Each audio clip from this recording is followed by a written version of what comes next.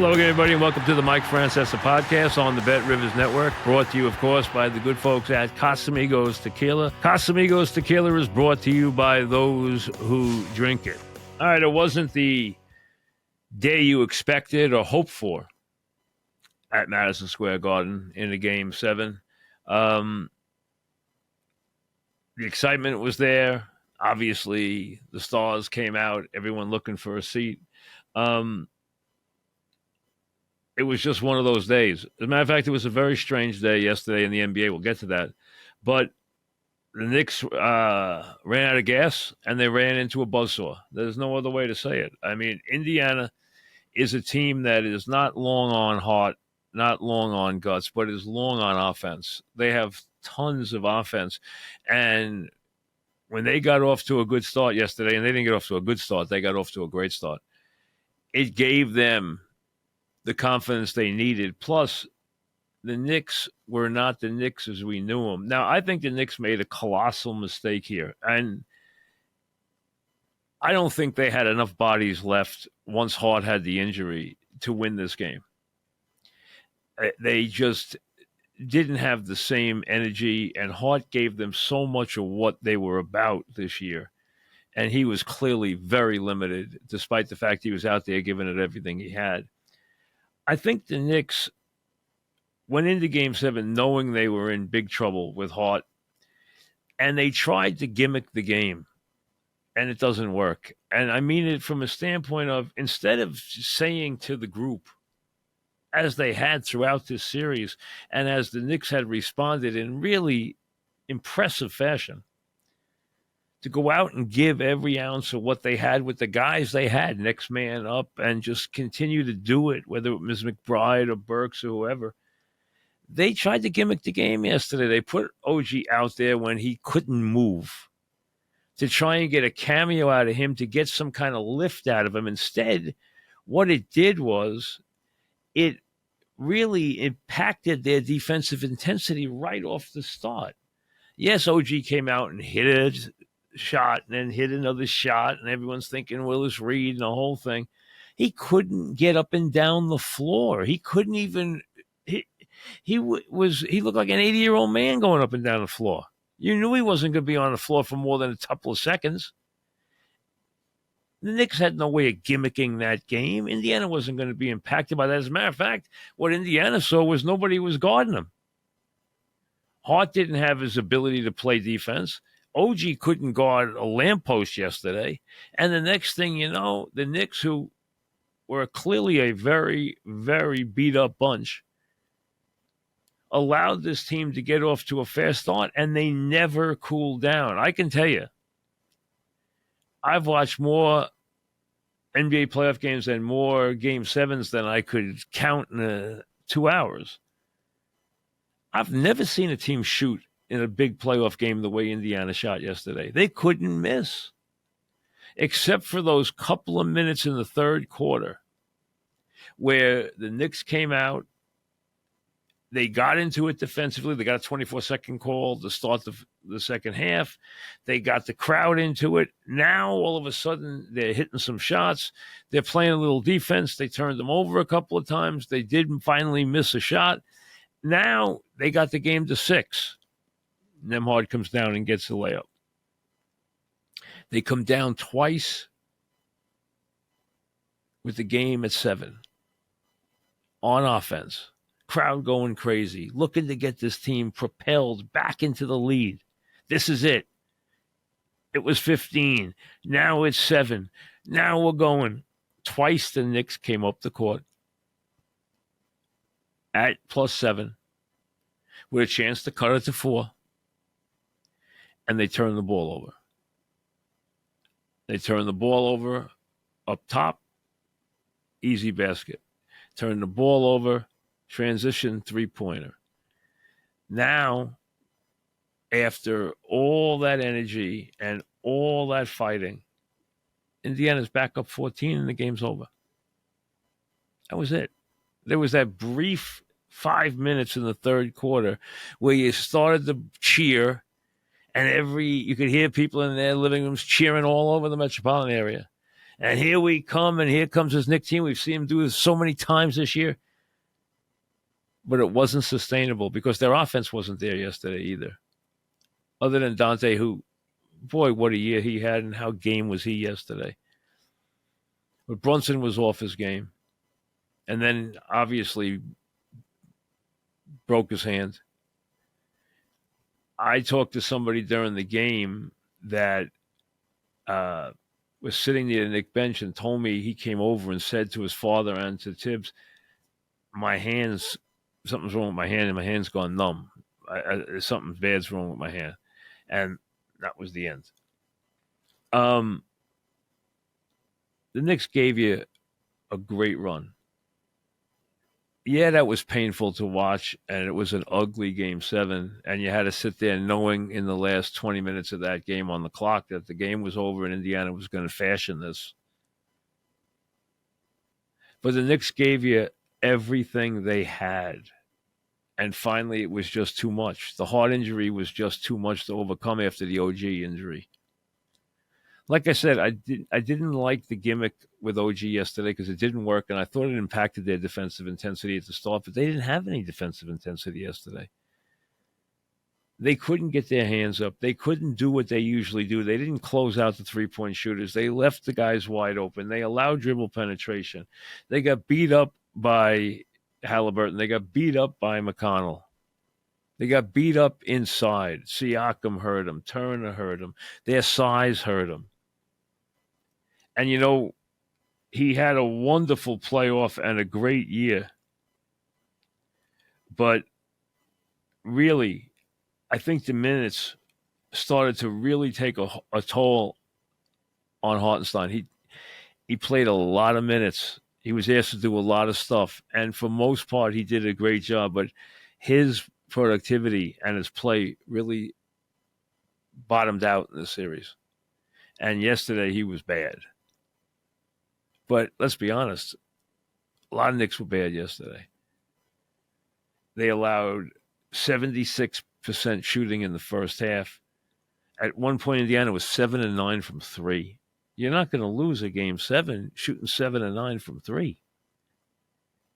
They hit seven. They were 29 of 38 from the floor in the first half. That's 76% on the road, anywhere, in your garage, in your driveway, 76%. And they set an all-time record shooting 67%. Think about this. 10 for 17, 8 for 15, 8 for 10, 8 for 8, 7 for 11, 6 for 8. That's the top six scorers for Indiana and what they shot from the floor. Listen to those numbers. 8 for 10, 8 for 8, 7 for 7, 6 for 8. Everybody shot better than 500. Everybody. Most of them shot close to perfection. There was no way to overcome that. They never missed.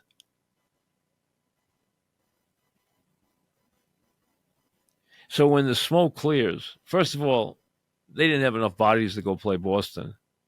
And once Brunson went down, what was the point? And it's a better series than Indiana did. It's tough to take, and it was an ugly Game 7, and it's the last game, and it leaves a bad taste in your mouth. But this team overachieved all year, and let's be honest, they did a great job in the playoffs, extending and beating a good Philadelphia team, and then playing 7 tough games against this team that was deeper and was a lot healthier. When you lose 3 of your top 8 players and then have 2 of your key guys, 2 of your top 3 down in the series, there's no way to play. It's amazing it went 7. It really is. It's amazing they had the Game 5 they had, to be honest with you. And once Hart got hurt, it was over. It was going to be a real tall order. Now, if they could have got out there yesterday, played a really good first quarter, got Brunson off hot, and had an 8-point lead at the half, Indiana would have caved like a cheap suit. They would have fallen apart because they're not a gutty team. But they didn't face any adversity yesterday. All they faced was prosperity. Every shot went in, and every shot that went in made them braver. Every shot, they knew they could get to the basket yesterday with abandon. They knew they could get an open look anytime they wanted. And they had the Knicks from start to finish. They knew they had them. They had them early, and they had them. They put up 39 points in the first quarter, opened up a double-digit lead, and never looked back. It was a great season for the Knicks. They gave you a lot of thrills, and they just ran out of bodies and ran out of people. So kudos to them. Although I really would have liked to seen them take the same temperament into Game 7. I think they cheated themselves.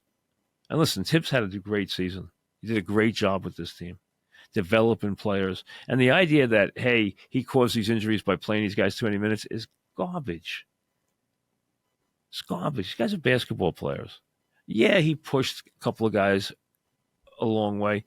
The bottom line is guys can get hurt anytime. That's not fair. And they got a lot out of this team. You know, as banged up as it was, they could have gone out in the first round. And they didn't. I mean, think of how strange this league is. Last night, I don't know if you watched it. Maybe after the Knicks game, you were just done and you didn't care. You know, it happens a lot of times where you just say, all right, I'm done with basketball.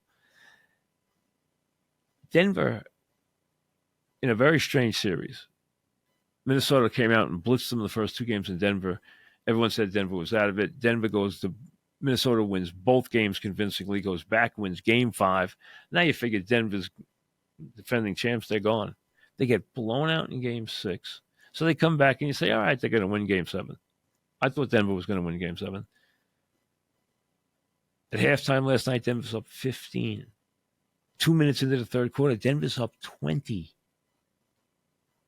They're up 20 points. The defending champs with the reigning MVP in their building are up 20 points in a Game 7 at home. And they lost the game by 8. One of the most stunning things I've ever seen in the NBA in my whole life. That's the biggest comeback in a Game 7 in the history of the NBA. But think about this. A young team that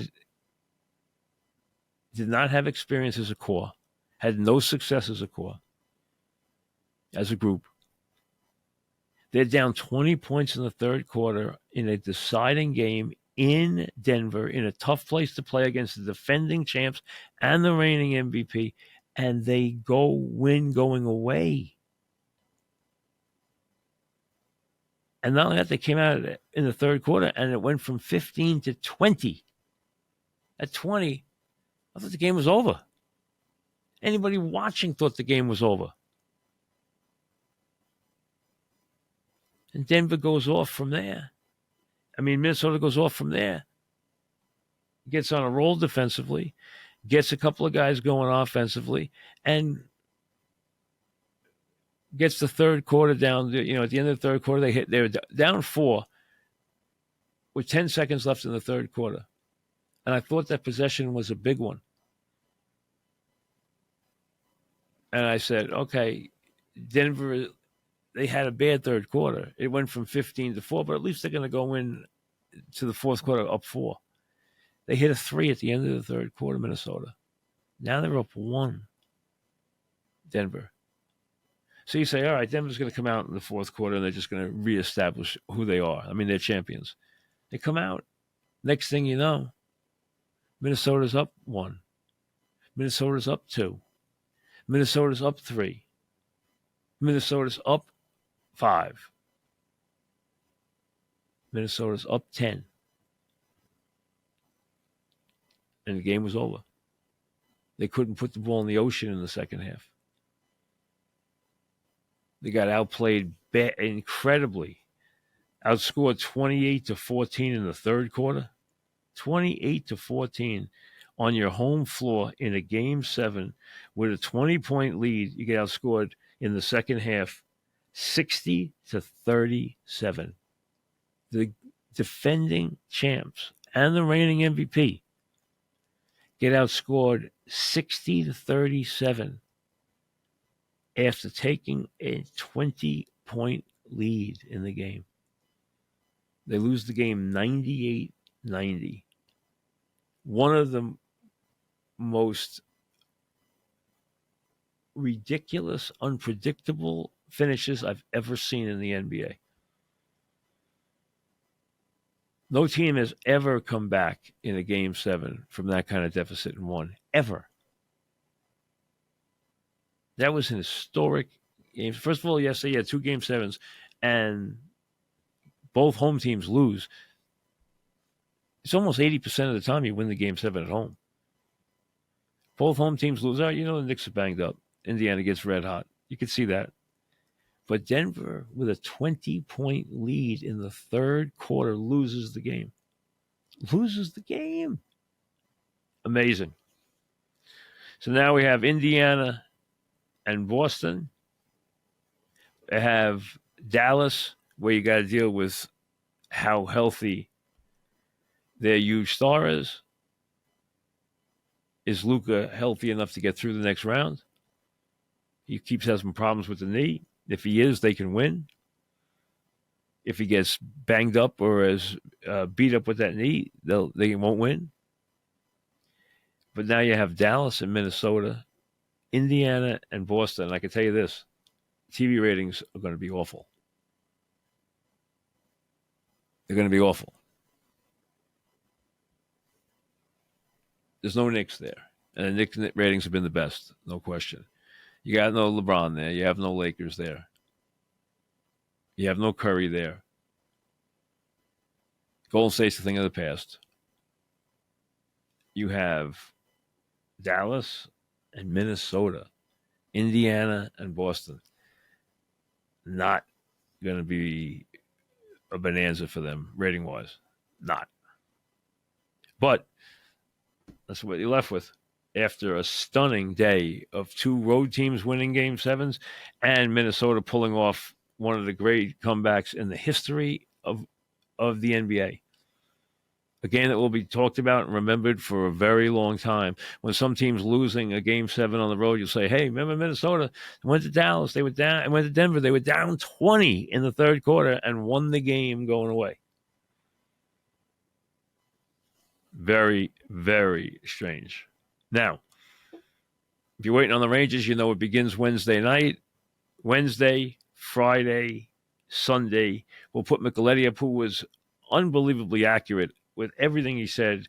I mean, it was almost amazing how good he was in his analysis. I'll get him up to preview the series as we go forward.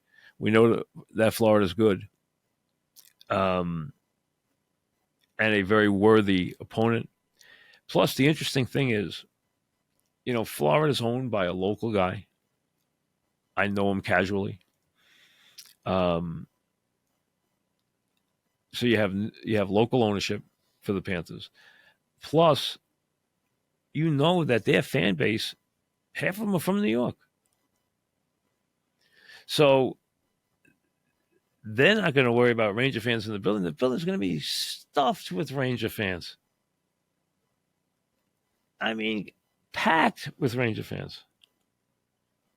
Heck, half the people who probably are season ticket holders started probably as Ranger fans. Everybody in that part of the country is from New York. So in that area, it's amazing. It's like playing New York and New York South. So it's going to be a crazy situation from that standpoint. I can't wait to listen to the fan composition of that building in Game 3. It's going to be fascinating. So it should be a long series. Like I said, I'll put Micheletti up because he was so good in analyzing the last series. He hit everything on the head. Talked about the edge and goaltending, said they would have to use 2 goaltenders, talked about the special teams, talked about the Rangers having a problem against at 5-on-5 against Carolina. I mean, he was so good. So good. So we'll get to all that. We haven't done a lot of baseball over the last 10 days or so. Let me put it in perspective this way. The Yanks are rolling. They just obviously beat up on an overmatched White Sox team, which is dreadful, which, it's hard to see how the Yankees could possibly lose to the White Sox. The way they're playing, the way they're pitching, the way they're hitting, the home runs, the whole thing. Very hard to see how they would ever lose to the White Sox. Now, the Yankees are rolling 33-15. Baltimore's right on their heels. Also have 15 losses, have a couple fewer wins. It's going to be a very good race between those two teams. They're both obviously headed to the playoffs. They'll both be the two favorites to go to the World Series. Yes, Cleveland's been a very big surprise. The interesting part of this right now, as we head towards Memorial Day, which is the first time you take a look back, we've already played a quarter of the season. Here is what Met ownership, new Met management is going to deal with this year, and it's not a pleasant reality. They are going to experience a summer when the Yankees are riding high, when they are the toast of the town, when they are a hot ticket, they are the buzz, and the Mets are a complete afterthought. I mean, a complete afterthought. You're going to be able to have archery practice in the stands there by August. The Mets are already a mile behind Atlanta and Philly. They're 4 games under 500. They got guys who now a quarter of the season are still mired in deep slumps. Stearns has made it no secret that he might send people packing, that this is a team completely in transition. Ownership, and Cohen wants to be public now. Okay, he's a big Wall Street guy. He's been one for a long time. He's a big financial guy. He's got a big rep in the financial world. If you ever saw Billions, a lot of people think a lot of the character, the main character, is supposed to be him. Okay?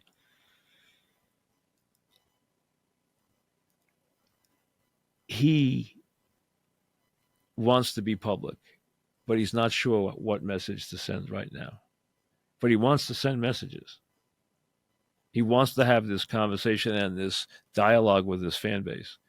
But what he's got to realize right now is his fan base is going to turn completely sour and is going to turn completely apathetic this summer. There is nothing short of him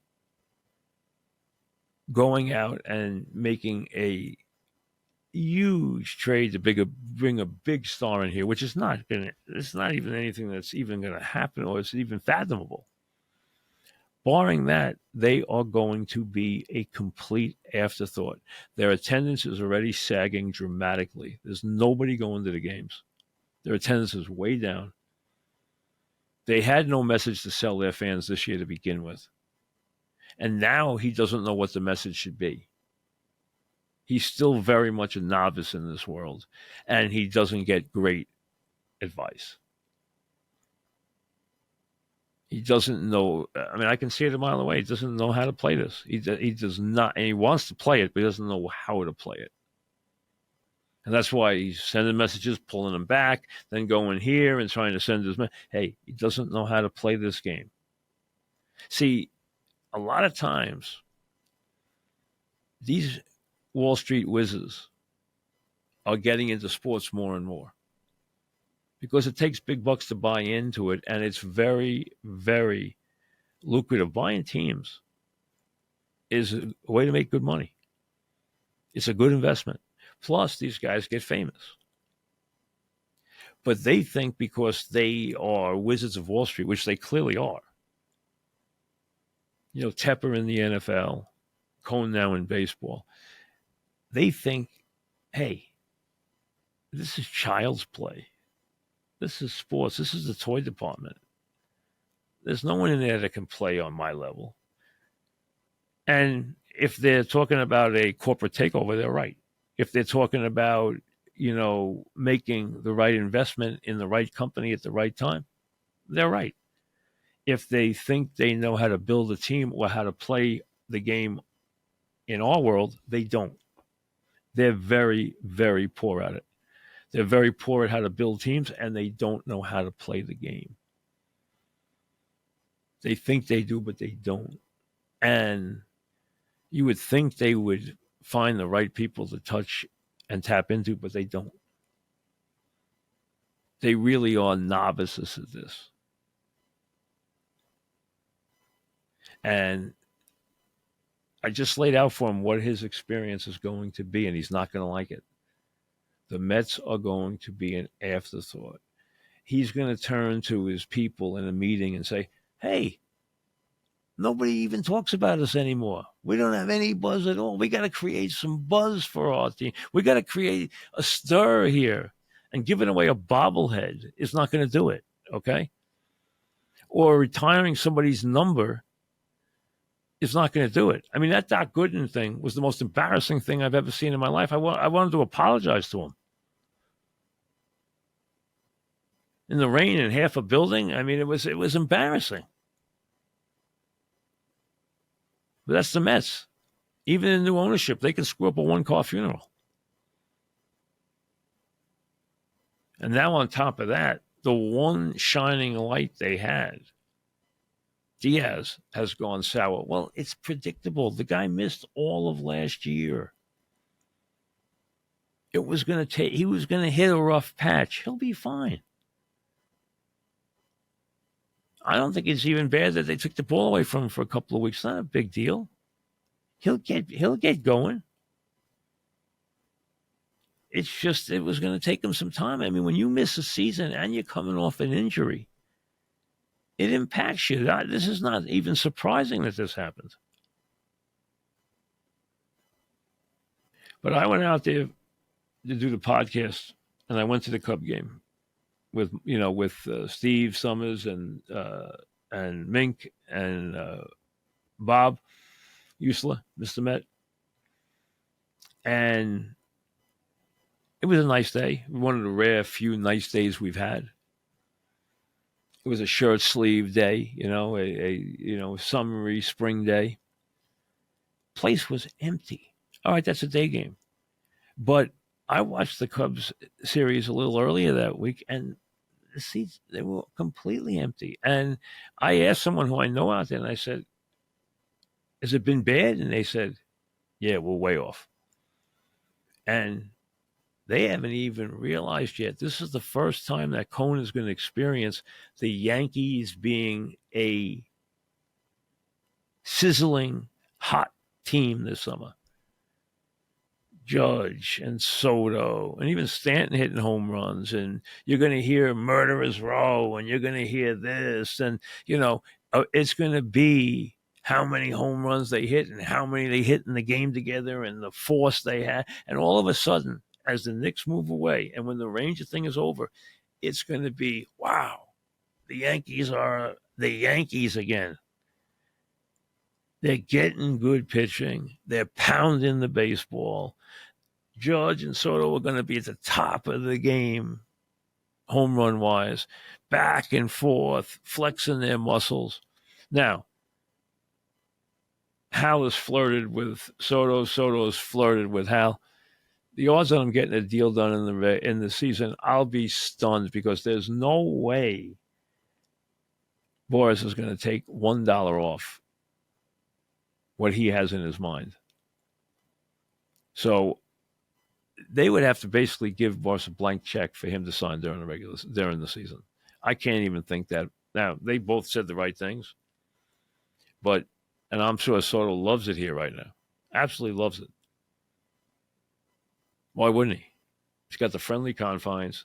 He's got playing in front of a full house. The fans love him already. They've been loving him since the day he got here.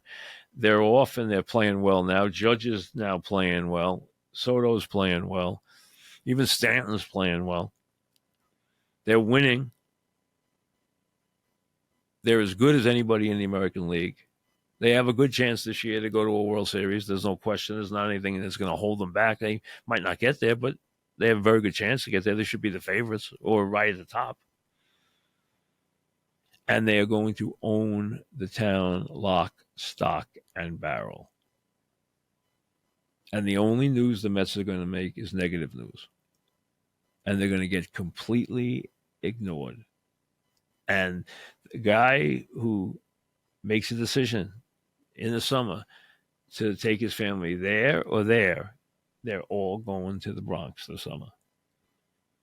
Because they want to see Judge and they want to see Soto and they want to see a winning team and they want to see a full house and be part of the excitement. This is an event town. We know that. We follow the winners, and right now the Yankees are rolling. They're hot. They're 18 games over 500. They got the best record. Everything is full speed ahead. And the Mets are a complete mess. And the only buzz about them is who's going to be the first one they trade. Is he going to send Alonso to the Cubs? Is he going to get rid of McNeil? Is he going to get rid of Marte? Is he going to get rid of this one? He's not going to get rid of Lindor because nobody's taking that contract. And Lindor is now 200 at-bats, 183 at-bats into a season. So he is now basically a third of the way into his season at-bat-wise.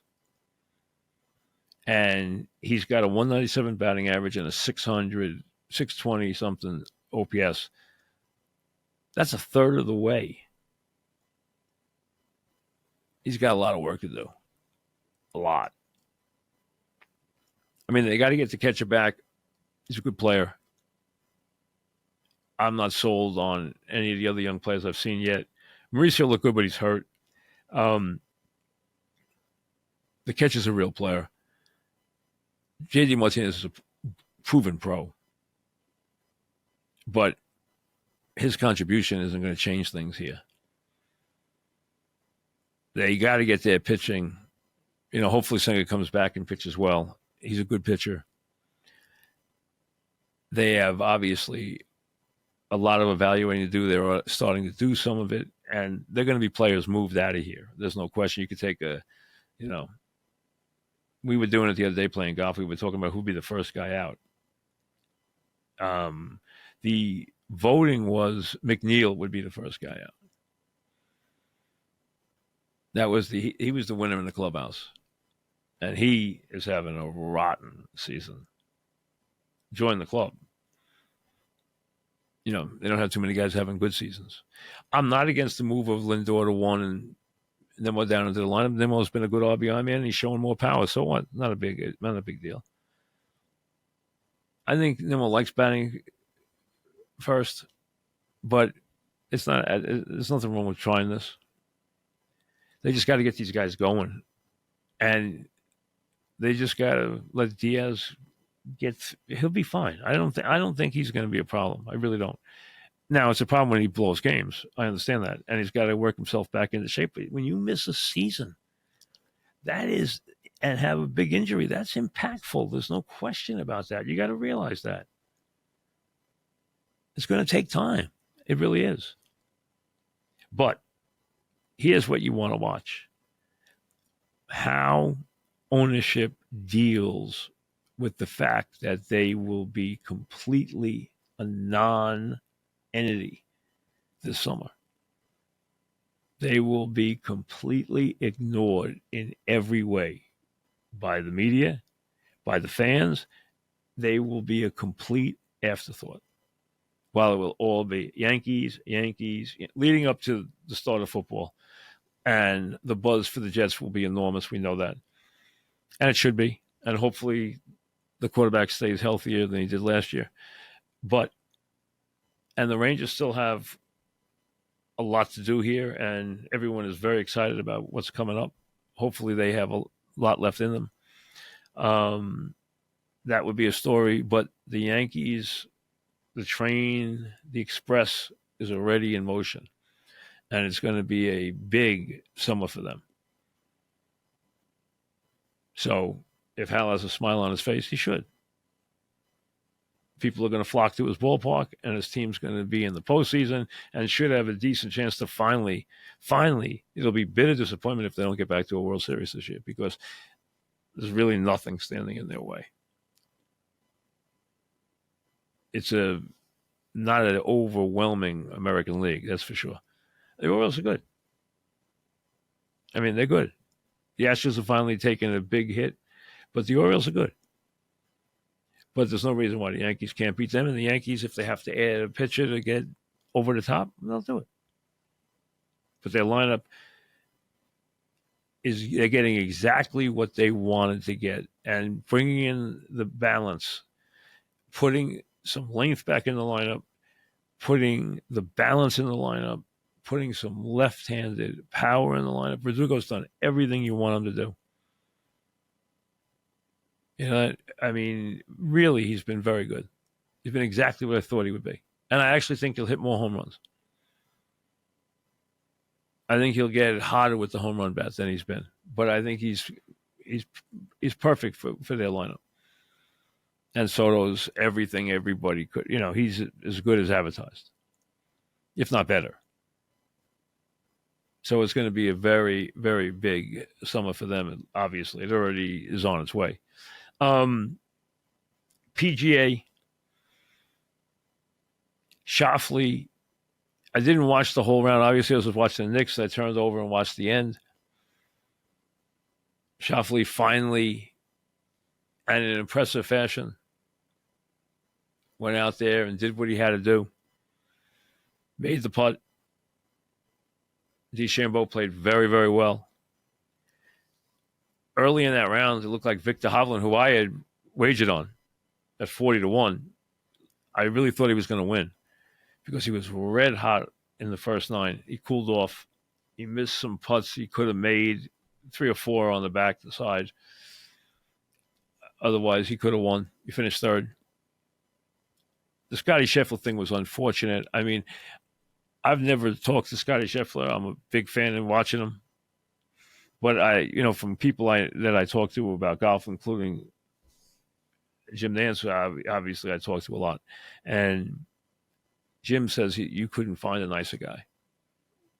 Sweetheart. Doesn't act like a big star. Very nice man. Religious man. I mean, that whole thing was just ridiculous. Just ridiculous. I mean, it's unfortunate, but I think it impacted him the day after, where he just, how you have something big happen and it takes up every minute of your day, and the next day is like a hangover from it. I think he got that on Saturday when he had the round for the first time this year where he shot over par. Came back yesterday, shot a 65, but he was out of it because he didn't do anything Saturday. They tore this course up, when you're shooting 20 under. But Schauffele, that was a big win. Very big win. And he did it in an impressive fashion. And I tell you, it just shows you need guys like DeChambeau. He's exciting. You miss him. You miss Koepka. You miss, obviously, Rahm, who's not playing well right now. Dustin Johnson, go down the list. I mean, you wish they could put this back together. And it doesn't sound like they're even close. Done quit. It sounds like they're farther apart than they've been in a long time. And I would not be surprised if Rory turned around after all this craziness and jumped to live, because they're offering him so much money, it'd be hard not to. And that's supposedly still out there. He's turned it down a couple of times, but supposedly it's still on the table. And if it is, who knows if he takes it. But we're halfway through. We're heading towards the U.S. Open, which is obviously Father's Day weekend. I know the Olympics, they are starting to get a lot of attention. I'm just not an Olympic person. I have no interest in the Olympics. I never have. I always think the best thing that can happen is that if you're dealing with pros, that your players are not on the Olympics is the best thing that can happen to you in any sport. That you're not there is the best thing that can happen. Selfishly. Because I think, they try to wrap everything in the flag, but the bottom line is, let's be honest.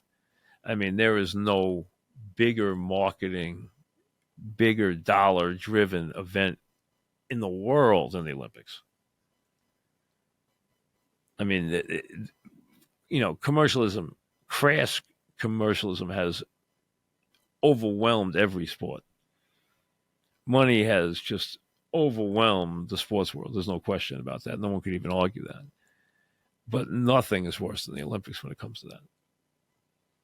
From the promotion standpoint, from the marketing standpoint, So I'm not a big fan. I really am not. I never have been. It's just not something I look forward to or anything else. As far as the Preakness, hey, give Wayne credit. I've known Wayne Lucas forever. I've always had a very good relationship with him. I had one horse with him in my life. We co-owned it. We had like 5 owners. We all chipped in and bought a horse together. Horse didn't turn out to be anything good. He won about 3 or 4 races, but nothing big. I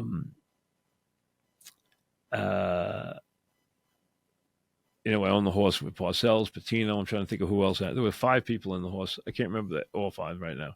I know Patino was in it. I know Parcells was in it. I was in it. There was 5 of us put the money in and bought a horse with Wayne. That's a long time ago. But I always sit with Wayne in Saratoga. He's amazing.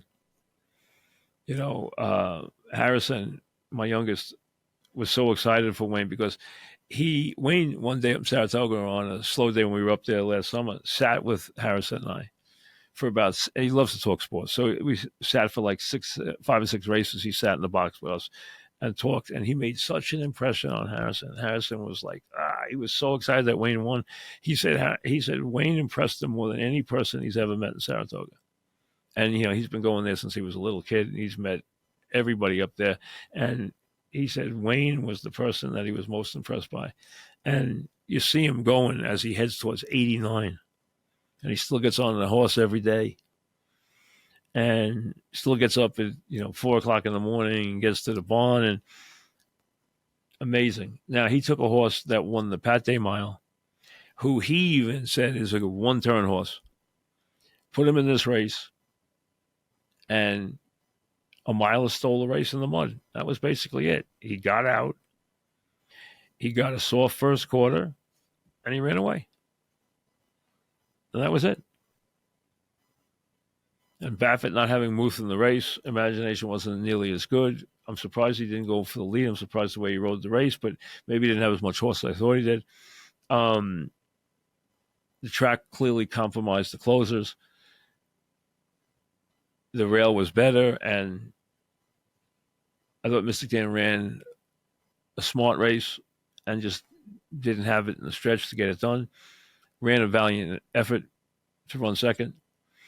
The Belmont will be a good race. It'll be a contentious race. There'll be a lot of good horses in it. It'll be a better field than the Preakness was, but again, we didn't expect to have a Triple Crown winner this year anyway. But I thought Mystic Dan ran well, and I think Wayne stole a race in the mud with a miler. That's what he did. And the horses, I don't know if you're familiar with this My Racehorse situation. Now, a guy named Cott Campbell started syndication years ago where he decided, you know what? I can buy a horse and sell shares of it to a bunch of different people. Now, the way horse racing works is you have to have one person who runs the horse, managing general partner. The racetrack will only deal with one person of record with each horse. That person gets the money into his account. That person deals with the racetrack on all matters with the horse. If you have 2 people, like in our partnership with Leon Seidler, we run in Lee Silks, and he handles all the track stuff. We just did it this way. It was easier. First of all, he was set up better than I was in terms of he still runs, a company with Casamigos and has secretaries and has a lot of people who can handle all the paperwork and all the licensing and everything else. And it makes it very easy for me. I don't have to deal with any of those details, licenses and chasing stuff and travel plans and this and that. So they handle all that. It's easy when we have 2 people. But My Racehorse, they have a managing general partner, the guy who came up with the concept, but they sell it not for thousands of dollars, or have 3 or 4, like Starlight and all these other syndicates. There's a lot of famous ones. This one sells it for really cheap. So you can get a piece of the horse for $150. So this horse has somewhere around 800 owners. So they weren't all at the Preakness. Some of them were, the ones that live in Baltimore, but they sold this horse to, they fractionalized this horse to where there is a gazillion people who own this horse. So there was people sitting home saying, that's my racehorse, all over the country. And they owned 1% or 0.5%, or as low as my understanding, you get a share for $150 something or something. So this horse has a gazillion owners. And it's a concept that it's changed racing. It's made horses more expensive for guys who have small outfits or a singular like myself. I either own a horse by myself or I own it with Lee. Recently, we've owned all our horses together. He's had a couple extras of his own that he breeds that are his that I don't have a part of, but mostly we split in every horse 50-50, and we have a handful of horses. I don't own any horses except with him. I own every one of them in partnership with him. But that's how most horses are owned now. What it has done is it has pushed the price of yearlings up, because at auction, these people don't mind if they spend more money because they just chop it up. Right? If you're going to sell a horse to 1,000 people, you're not that worried about how much it costs, which has impacted the price of horses. It's good for the breeders. It's not great for the small owners. But that's the way the world works now. And racing wouldn't survive because owning horses is extremely expensive. I mean, if you're going to race a horse in New York or with a top barn, the horse is going to cost you about $60,000 a year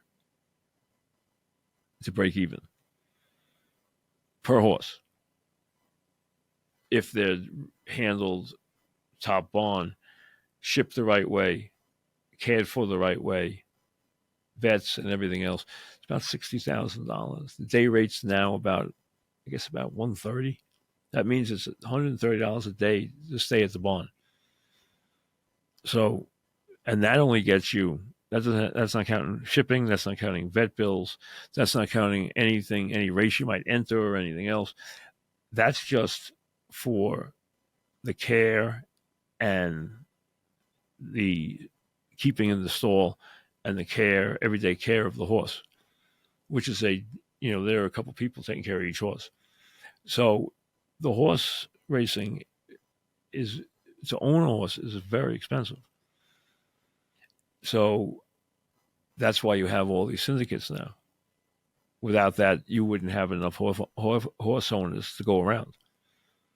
They are always looking for more horse owners because, like I said, it's an expensive business. You need to make, and think about that. That means that horse has to earn about $120,000 in earnings that year to break even. Because remember, you're getting 60% of the purse, but then you got to give 10% to the jockey, 10% to the trainer. So you're down to 80% of your money that you win, 20% comes off the top. So, like I said, it's expensive. You got to make, now you could win one race and cover you. And if you're racing in New York, if you win one race, your horse is pretty much paid for the year. If you're running in a normal maiden special weight or an allowance race on that level, not maybe a cheap claiming race, but the other races like that, you're covering your nut for the year. But it's an expensive proposition, as you can see.